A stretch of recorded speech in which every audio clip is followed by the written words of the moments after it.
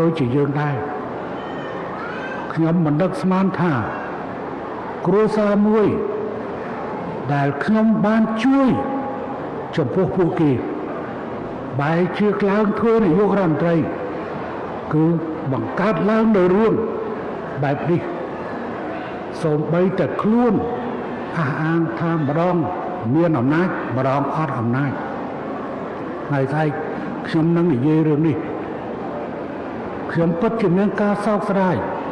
ជាមួយនឹងអ្វីដែលបានកើតឡើងតែវាមិនគួរកើតដំណាក់កាលដែលខ្ញុំក៏គួរតែបញ្ជាក់ថានៅពេលដែលខ្ញុំបញ្ចប់សង្គ្រាមដឹកនាំបញ្ចប់សង្គ្រាមតាមរយៈនៃនយោបាយឈ្នះឈ្នះជាមួយនឹងការដាក់ចេញនៃយុទ្ធសាស្ត្រត្រីកម្មខ្ញុំដាក់ចេញនៅគោលដៅពីរសំខាន់គោលដៅទី1គឺប្រែក្លាយតំបន់អតីតសមរភូមិឲ្យទៅជាតំបន់អភិវឌ្ឍដូច្នេះហើយបានជាយើងកសាងភូមិកសាងផ្ទះជូនក្រុមគ្រួសារទាហានរបស់យើងជូនគ្រួសារផ្ដល់ដីធ្លីជូនប្រជាជនយើងនៅតាមតំបន់ចុងកាត់បាត់យករាប់ទាំងតាមព្រំដែនកម្ពុជាថៃព្រំដែនកម្ពុជាវៀតណាមព្រំដែនកម្ពុជាឡាវផងដែរ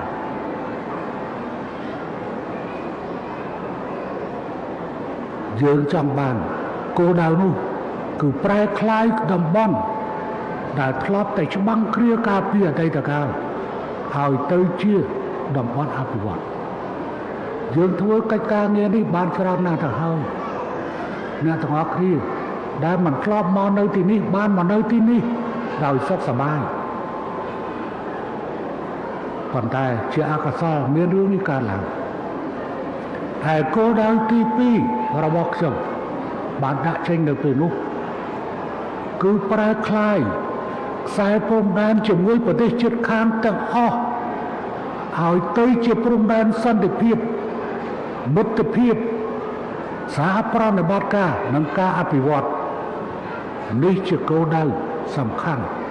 ដែលខ្ញុំដាក់ចេញកាលពីឆ្នាំ1998ឥឡូវមកដល់ពេលនេះវាជិត30ឆ្នាំហើយយើងសម្រេចបាននៅលទ្ធផលល្អប្រសើរប៉ុន្តែជាអកុសលការឡើងចុះក្នុងទំនាក់ទំនងរវាងកម្ពុជាថៃវាក៏ចំណុះទៅលើអេរយាប័តនៃមេដឹកនាំនៅទីក្រុងបាងកកហើយស្អែកខ្ញុំនឹងជូនសារប្រាប់ទៅក្មួយស្រីខ្ញុំហៅតែក្មួយស្រីទៅចុះខ្ញុំមិនប្រមាថទេប៉ុន្តែខ្ញុំហៅលោកជំទាវទៅចុះថាជូនសារទៅហេតុអីបានជាមានរឿងនេះកើតឡើងមានរឿងអីកើតឡើងហើយសូម្បីតែថ្ងៃនេះខ្ញុំមិញហ្នឹងខ្ញុំបង្ហោះ Facebook មួយចេញមិនដឹងថាទីនេះខ្ញុំបង្ហោះ Facebook មួយចេញខ្ញុំមកគេយកទៅកន្លែងភ្លាមគេយកទៅកន្លែងភ្លាមថាខ្ញុំបានដកតួនាទីអគ្គបញ្ជាការកងទ័ពហើយឡើងកាន់អគ្គបញ្ជាការខ្លួនឯងដើម្បីត្រៀមវាយថៃខ្ញុំបានឆ្លើយតបថាខ្ញុំមកសួរសុខទុក្ខខ្ញុំមិនឆ្លើយតបទេក៏ប៉ុន្តែខ្ញុំបានរំលឹកទៅអ្វីដែលពួកគេនិយាយរឿងបែបនេះក៏គេធ្វើទៅកើតគេធ្វើទៅកើតតែនៅទីនេះក៏កំពុងតែផ្សាយចេញផ្ទាល់ដែរផ្សាយចេញផ្ទាល់ខ្ញុំបានមកកាន់ទីនេះគឺខ្ញុំមកបើទោះបីជាខ្ញុំមិ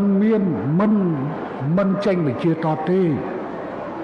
អ្នកដែលមានសិទ្ធិបញ្ជាតបពេលនេះគឺនាយករដ្ឋមន្ត្រីដែលមកសួរសុខទុក្ខបងប្អូនប្រហែលថ្ងៃមុននេះដែលជាកូនប្រុសរបស់ខ្ញុំនិយាយអញ្ចឹងទៅចុះជាកូនប្រុសរបស់ខ្ញុំ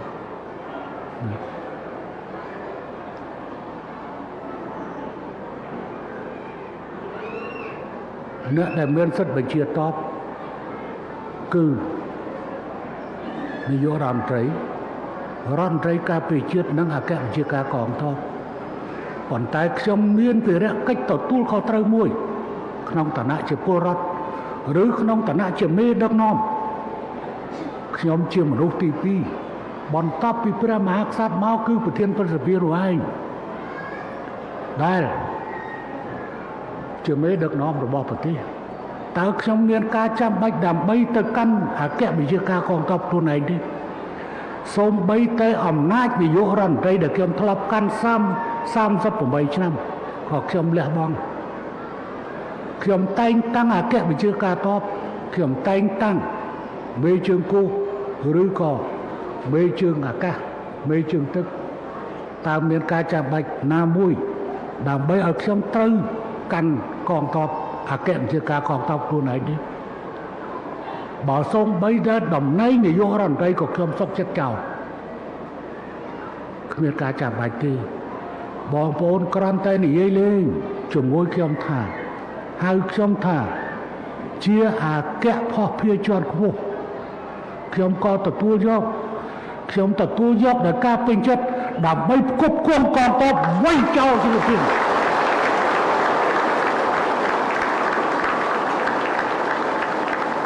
សម្លេងរបស់ហ៊ុនសែន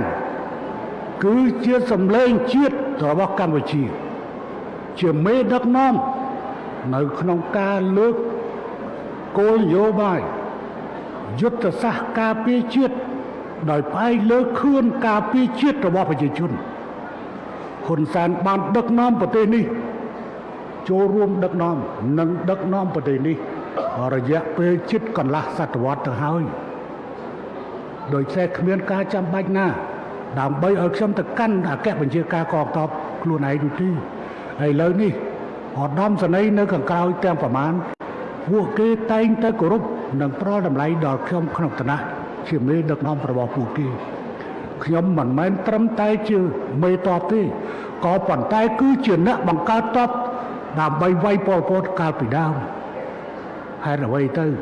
បានជាអ្នកឯងមកបំផន់ត្រឹមតែប៉ុណ្ណឹងអ្នកឯងបំផន់ខ្ញុំសូមជូនសារទៅអ្នកឯងសូមកុំបំផន់ការភ្លេចភ្លាំងប្រវត្តិសាស្ត្រវង្វេងប្រវត្តិសាស្ត្រឬបំភ្លៃប្រវត្តិសាស្ត្រអ្នកឯងធ្វើមិនបានទេកិច្ចព្រមព្រៀងបារាំងសៀមអមដោយផែនទីកាលពីឆ្នាំ1907ណែឯងត្រូវតែគោរពបើណែឯងមិនគោរពទេគឺស្មើនឹងចោលយើងប្រើផែនទីត្រឹមត្រូវរបស់យើងតាមដោយច្បាប់អន្តរជាតិតាមច្បាប់អន្តរជាតិណែឯងចុះហត្ថលេខាជាមួយនឹងបារាំងនៅពេលនោះណែឯងត្រូវតែទទួលស្គាល់ដោយសារណែឯងមិនទទួលស្គាល់ផែនទីនោះហើយគូសផែនទីខ្លួនឯងទើបមានរឿងនេះកើតឡើងដូច្នេះបង្កវិនាសកម្មសម្រាប់ប្រជាជនកម្ពុជាឥឡូវសូម្បីតែអ្នកទៅនឹងកូនខ្ចីអ្នកដែលមានផ្ទៃពោះក៏មកកាន់ទីនេះមនុស្សចាស់ជនពិការក៏មកកាន់ទីនេះតើប្រជាជនកម្ពុជាចង់បានទេយើងអត់ចង់បានទេខ្ញុំជឿជាក់ថាប្រជាជនថៃក៏មិនចង់បានដែរក៏ប៉ុន្តែមានជនល្មោបសង្គ្រាមមួយកុំតូចដែលចង់ធ្វើរឿងនេះជំលោះនយោបាយនៅឯបាងកកបានផ្ទេរជំលោះមកកាន់ព្រំដែនកម្ពុជាថៃអ្នកត្រូវយល់មិនមែនកម្ពុជាល្ងងដែលមិនដឹងរឿងរបស់អ្នកឯងទេថ្ងៃស្អែកខ្ញុំនឹងបកស្រាយជូនអ្នកឯងសូម្បីតែអ្នកឯងដូរឧបនាយករដ្ឋមន្ត្រីអនុជិញដែលជាឧបនាយករដ្ឋមន្ត្រីនិងរដ្ឋមន្ត្រីមហាផ្ទៃក៏អ្នកឯងប្រាំមកខ្ញុំដែរអ្នកឯងសូម្បីតែគ្នារបស់អ្នកឯងក្បត់ទៅហើយតើជាមួយខ្ញុំអ្នកឯងហ៊ានក្បត់ទេច្បាស់ជាហ៊ានក្បត់ថ្ងៃទី15ណែទៅចាំបានប្រាំតាមមនុស្សម្នាក់ថាដូរអនុជិញចេញពីរដ្ឋមន្ត្រីមហាផ្ទៃដើម្បីយកក្រសួងមកឲ្យធ្វើថៃកាន់ខ្ញុំសូមជម្រាបអ្នកឯងខ្ញុំបានប្រាប់ទៅអ្នកឯងវិញថាដូរគេប្រយ័ត្នគេដូរខ្លួនឯងហើយអ្នកឯងរងចាំមើលទៅនៅលទ្ធផលហើយប្រសិនបើអ្នកឯងបើហ៊ើនខ្ញុំនឹងលាតត្រដាងទាំងអស់នៅអ្វី ដែលណែនិយាយជាមួយខ្ញុំរាប់ទាំងការប្រមាថព្រះមហាក្សត្ររបស់ណែខ្ញុំអាចនិយាយអញ្ចឹងហើយកូនរបស់ណែបដៅកូនរបស់ណែនោះបដៅកូនរបស់ណែក៏មានកូនធ្វើនាយករដ្ឋមន្ត្រីហើយខ្ញុំក៏មានកូនធ្វើនាយករដ្ឋមន្ត្រីប៉ុន្តែណែកុំផន់ច្រឡំអសោះជាមួយនឹងហ៊ុនសែនកុំផន់ច្រឡំខ្ញុំទទួលខ្ញុំអត់មានចម្ពាក់គុណថៃសូម្បី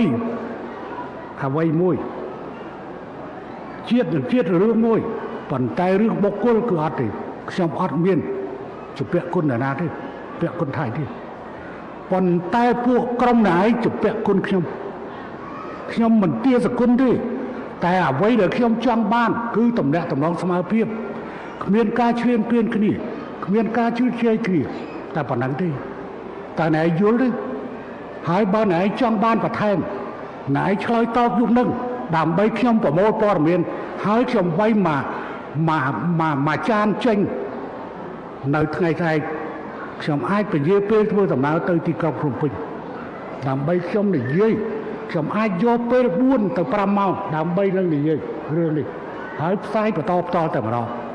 ហើយថ្ងៃនេះខ្ញុំគ្រាន់តែបញ្ចេញបន្តិចដើម្បីរងចាំមើលនៅឯប្រតិកម្មយ៉ាងម៉េចយុគនេះខ្ញុំសូមជម្រាបថាណែបានមកស្នាក់នៅផ្ទះខ្ញុំរស់នៅផ្ទះខ្ញុំហើយណែបានពឹកពាក់អ្វីខ្លះណែនិយាយជាមួយខ្ញុំអ្វីខ្លះសូម្បីតែជនជាតិរបស់ណែក៏ណែក្បត់អញ្ចឹងណែមិនខ្លាចក្បត់ជាមួយខ្ញុំទេខ្ញុំយល់រឿងនេះព្រោះរឿងវាបានកើតឡើងអញ្ចឹងណាណែគួរតែបដៅកូនរបស់ណែទៅហើយកូនស្រីរបស់ណែគួរតែត្រូវបាន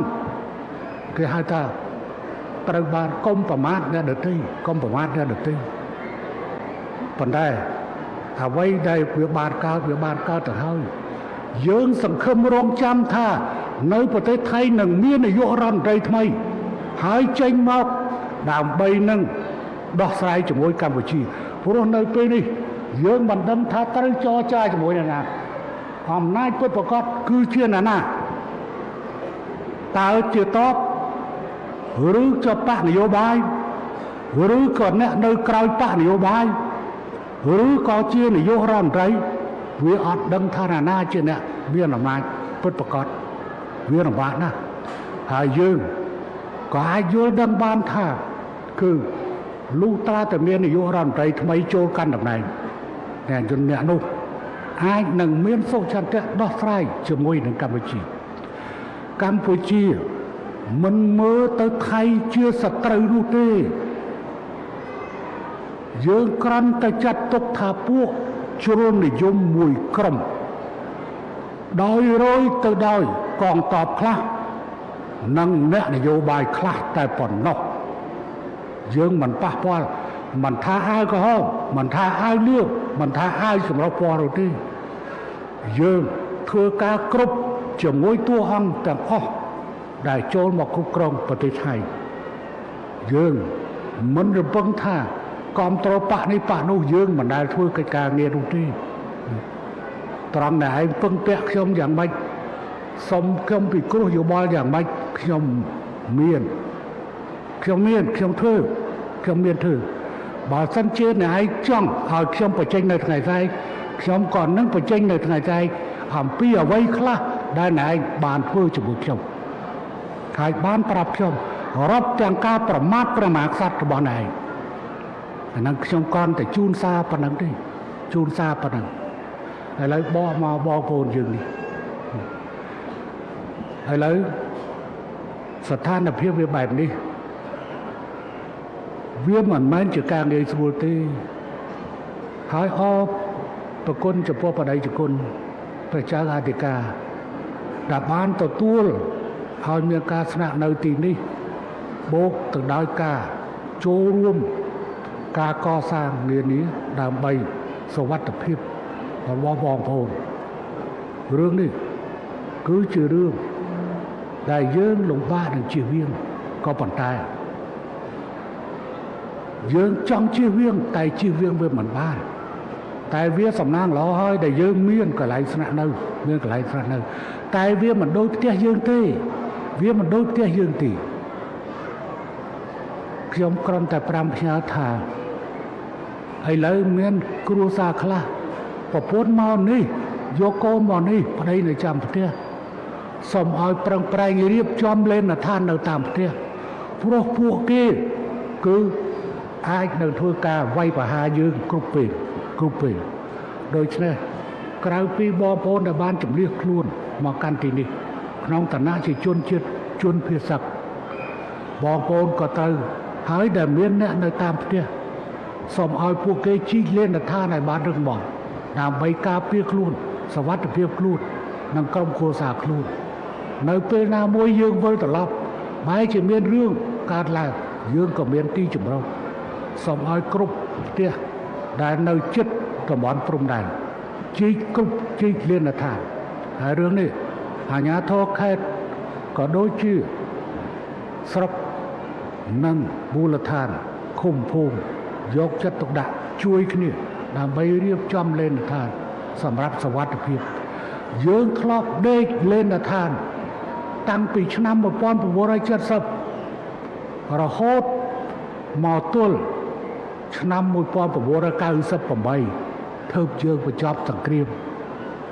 ឥឡូវយើងបែរជានាំគ្នាទៅដេកលេនដ្ឋានឡើងវិញនៅក្នុងផ្នែកមួយនៃទឹកដីកម្ពុជាគឺព្រំដែនកម្ពុជាថៃដែលផ្ដើមចេញមិនមែនចេញពីយើងទេយើងគ្មានត្រូវការឈ្លានពានទឹកដីណាទេទឹកដីយើងបាត់បង់ច្រើនណាស់ទៅហើយអ្នកជិតខាងយើងមានជនជាតិ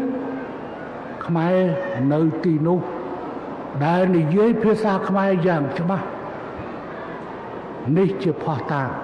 បញ្ជាក់ថាទឹកដីខ្មែរកាលពីដើមធំទូលាយ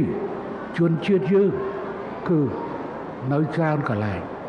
ប៉ុន្តែយើងនៅសល់ទឹកដីប៉ុណ្ណេះយើងការពារទឹកដីតែប៉ុណ្ណឹងអត់ចង់បានទឹកដីណាទេហើយខ្ញុំអំពាវនាវសូមបងប្អូនជនរួមជាតិដែលមកដល់កន្លែងនេះខិតខំរក្សាការពារអនាម័យហើយខិតខំធ្វើម៉េចការពារខ្លួនជាពិសេសស្ត្រីមានផ្ទៃពោះកុំភ្លេចថាពេលនេះម្នាក់ជីវិតពីរត្រង់នេះហើយដែលយើងត្រូវតែមានការទទួលខុសត្រូវហើយសូមអាជ្ញាធរខេត្តរៀបចំឲ្យបានច្បាស់លាស់អំពីបញ្ហាការទទួលខុសត្រូវនានាសម្រាប់សុវត្ថិភាពរាប់ទាំងបញ្ហាក្រុមគ្រូពេទ្យប្រចាំការអីជាដើមត្រូវតែមានឲ្យបានច្បាស់ជួនកាលជំងឺភ្លាមត្រូវដោះស្រាយភ្លាមតួអង្គក្រសួងសុខាភិបាលត្រូវមានចំណែកទទួលខុសត្រូវការក្បាតក្រហមក៏មានការទទួលខុសត្រូវផ្នែកពាក់ព័ន្ធនានាមានការទទួលខុសត្រូវយើងទទួលខុសត្រូវចំពោះបងប្អូនជនរួមជាតិរបស់យើងខ្ញុំពិតជាមានការសោកស្ដាយដែលរឿងបែបនេះកើតឡើងនេះមិនមែនជាខ្ញុំជឿជ័យទេហើយខ្ញុំដាក់បង្ហោះសារដោយសារតែខ្ញុំបង្ហោះសារសាកល្បងអំពីកូនខ្ញុំក្បាលតាពេកនេះវាជាឧបនាយករដ្ឋមន្ត្រីហើយជារដ្ឋមន្ត្រីក្រសួងមុខងារសាធារណៈហត្ថលេខរបស់វានៅតែហ៊ានឥឡូវគេពាក់ផ្កាយ3ផ្កាយ4វានៅពាក់សាក់5ទេប៉ុន្តែវាមិនព្រមពាក់ចឹងបានខ្ញុំបង្ហោះបងប្អូន3នាក់មួយធ្វើនាយករដ្ឋមន្ត្រីនោះគេពាក់អាវទាហានមួយទៀតគឺទាហានអាហ្នឹងទាហានខាងមេចារកម្មនិងមេវិជ្ជាការកងទ័ពជើងគោកហើយមួយទៀតគឺក្បាលតាពេកតែឯងនេះអញ្ចឹងខ្ញុំបង្ហោះសារលេងទៅថាពីរនេះមានសោះតែមានមួកពាក់ហើយមួយទៀតអត់សោះតែអត់មួកពាក់ទៀតណាស្រាប់តែវាចូលមកវាមកចូលសម្រាប់ជេរក្នុង Facebook របស់ខ្ញុំតែម្ដងគឺជាប្រធានបកខ្ញុំធ្វើគ្រប់តែឥឡូវអំណាចតែងតាំងគឺស្ថិតនៅលើនាយករដ្ឋមន្ត្រីក៏ប៉ុន្តែត្រូវបានពិគ្រោះយោបល់ជាមួយនឹងប្រធានគណៈបកកណ្ដាលអ្នកណាចូលជាសមាជិកសភាអ្នកណាចូលជាសមាជិកព្រឹទ្ធសភាត្រូវប្រធានគណៈបកកណ្ដាលសូម្បីតែសំណើតែងតាំងនាយករដ្ឋមន្ត្រីគឺប្រធានគណៈបកកណ្ដាលខ្ញុំជាអ្នកស្នើតែងតាំង នាយករដ្ឋមន្ត្រីនេះរដ្ឋធម្មនុញ្ញតម្រូវបែបនោះអញ្ចឹងតើមានការចាំបាច់ឲ្យខ្ញុំធ្វើអគ្គបញ្ជាការកងទ័ពធ្វើអីហើយបើនិយាយពីផ្កាយវិញនេះផ្កាយឡើងខាងណាផ្កាយខាងណា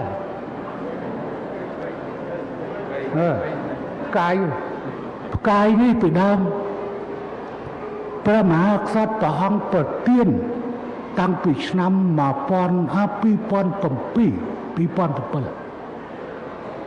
ឥឡូវ2025 18ឆ្នាំរួចមកហើយឧត្តមសេនីយ៍ផុតលេខនាយឧត្តមសេនីយ៍ផុតលេខផ្កាយមាស5រយៈពេល18ឆ្នាំហើយមិនមែនជាទាហានធម្មតាជាទាហានដែលឆ្លងកាត់សមរភូមិរបួស5ដងនិងចូលសមរភូមិ105លើកសូមអ្នកកុំភ័ន្តច្រឡំយុទ្ធសាស្ត្រយុទ្ធវិធីកងទ័ពតាំងពីកូនទាហានរហូតដល់ធ្វើជាមេដឹកនាំប្រទេសហើយធ្វើជាមេដឹកនាំប្រទេសដែលគេប្រសិទ្ធនាមថាជានាយករដ្ឋមន្ត្រីដែលយូរជាងគេនៅលើពិភពលោក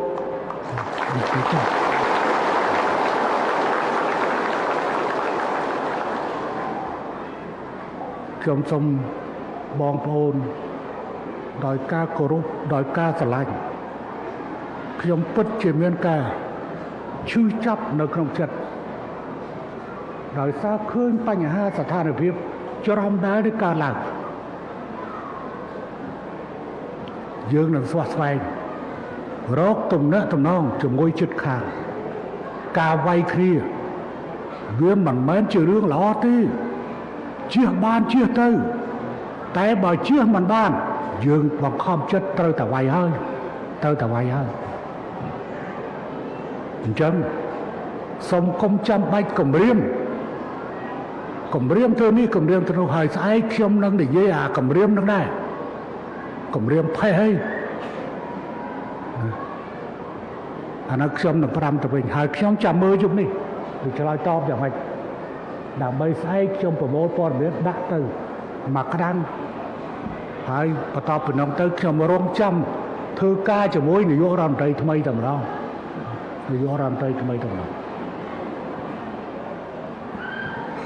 ខ្ញុំគិតថាប្រសាខ្ញុំត្រូវកុំអីណាកុំអីពីមុនរៀបចំផែនការចេះឥឡូវមើលដៃរបស់ខ្ញុំនៅប៉ងស្មងកន្លើយជាសំណាងល្អដោយសារខ្ញុំពិនិត្យសុខភាពហើយពិនិត្យទៅដល់បេះដូងខ្ញុំនិយាយឲ្យចោះកុំឲ្យគេប៉ាន់ស្មានថាខ្ញុំចិត្តងាប់ហើយបើស្រែកលឺប្រឡងនេះអាហ្នឹងគេហៅថាសម្រែកយើសរសៃសម្ដីសារកាមិនចឹងព្រោះឲ្យខ្ញុំនិយាយតិចមិនកើតណាគេតើលោកមិនតែឡើងនិយាយឡើងលឺចូលមកនិយាយលឺអើយអូនអើយបងអើយអញ្ចឹងហើយខ្សឹបចឹងខ្ញុំអត់ចេះធ្វើដូចទេសម្ដីខ្ញុំវាតែប៉ុណ្្នឹងខ្ញុំត្រូវពិនិត្យណាដើម្បីរកឲ្យឃើញតើជំងឺវាមានអីខ្លះអ្វីល្អ17លាននេះនៅពីខាងក្រោយបងប្អូនភាសាទាំងនេះអញ្ចឹងដែលខ្ញុំនិយាយមិញមនុស្សម្នាក់ជីវិត2ខែតមខ្លួនបន្តិចទៀតសម្រាលកុំឲ្យមកដល់ទីនេះបែរជាខ្សត់ខ្សោយខ្វះនោះហើយស្ថានភាពពេទ្យមកអីគឺទៅត្រៀមរៀបចំហើយគ្រូពេទ្យប្រចាំការគឺជូន10លានរៀលដែរហើយសម្រាប់ជូនអភិបាលខេត្តដោះស្រាយនៅកន្លែងហ្នឹងអត់មែនឲ្យយកថវិកានោះទៅដោះស្រាយឯណាទេជូន100លានរៀលសម្រាប់ការរៀបចំរដ្ឋាភិបាលអារឹងតើវាមិនទៅលើសពីនាយករដ្ឋមន្ត្រីទេព្រោះវាឲ្យនាយករដ្ឋមន្ត្រីវាទៅតែចឹង ហើយគេប្រសិទ្ធនាមឲ្យថាជាអគ្គភស្តុភារជាន់ខ្ពស់អញ្ចឹងយើងត្រូវតែចវាយខេត្តវាមានថវិការបស់ខេត្តក៏ប៉ុន្តែវាមិនគ្រប់គ្រាន់ទេនៅក្នុងការត្រួតត្រងនេះថ្ងៃនេះខ្ញុំមកឲ្យ1លាន100លានតែថ្ងៃក្រោយខាងរដ្ឋាភិបាលត្រូវបញ្ចេញថវិកាមកបន្ថែមដើម្បីត្រួតត្រងនៅកន្លែងនេះខ្ញុំមានប៉ុណ្ណឹងចុះហើយខ្ញុំនឹងរងចាំស្ដាប់ប្រតិកម្មពីទីក្រុងបាងកកដើម្បីថ្ងៃស្អែកខ្ញុំលេងមួយចានត្រឡប់ទៅវិញហើយតើវាមានរឿងអីប៉ុន្តែសូមបញ្ជាក់ជូនសារថាខ្ញុំចង់មានសន្តិភាពចង់មិនមានមិត្តភាពជាមួយអ្នកប៉ុន្តែបើអ្នកចាត់ទុកខ្ញុំជាសត្រូវខ្ញុំគ្មានជំរើសទេខ្ញុំត្រូវតែទទួលយកក្នុងឋានៈអ្នកឯងចាត់ទុកខ្ញុំជាមិត្តខ្ញុំក៏ចាត់ទុកអ្នកឯងជាមិត្តប៉ុន្តែបើអ្នកឯងចាត់ទុកខ្ញុំជាសត្រូវខ្ញុំអត់មានជំរើសក្រៅពីតទល់ជាមួយអ្នកឯងទេហើយមនុស្សរបស់ខ្ញុំសុខចិត្តឲ្យគេក្បត់ខ្ញុំមុនខ្ញុំមិនក្បត់ណាទាំងអស់ទទួលយកដល់ការគោរពការស្រឡាញ់របស់ខ្ញុំហើយក៏ទទួលនៅការប្រាំយ៉ាល់សួរសុខទុក្ខពីភរិយារបស់ខ្ញុំក្នុងឋានៈជាប្រធានការកបាតក្រហមខ្ញុំសូមជម្រាបដោយត្រង់ពិបាកណាស់នៅពេលដែលភរិយាខ្ញុំស្រស់ទឹកភ្នែកនៅនឹងមុខខ្ញុំនៅមុខចានបាយភរិយាខ្ញុំភ្នែកទន់ខ្ញុំក៏ភ្នែកទន់នៅពេលដែលគាត់បានឃើញរូបភាពទាំងឡាយតាក់ទងនឹងបងប្អូនជនភៀសខ្លួនគាត់ស្រស់ទឹកភ្នែកគាត់យំនៅពេលដែលគាត់ឃើញអ្នកក្រីក្រលំបាកនៅកន្លែងនោះគាត់ស្រស់ទឹកភ្នែកគាត់យំអញ្ចឹង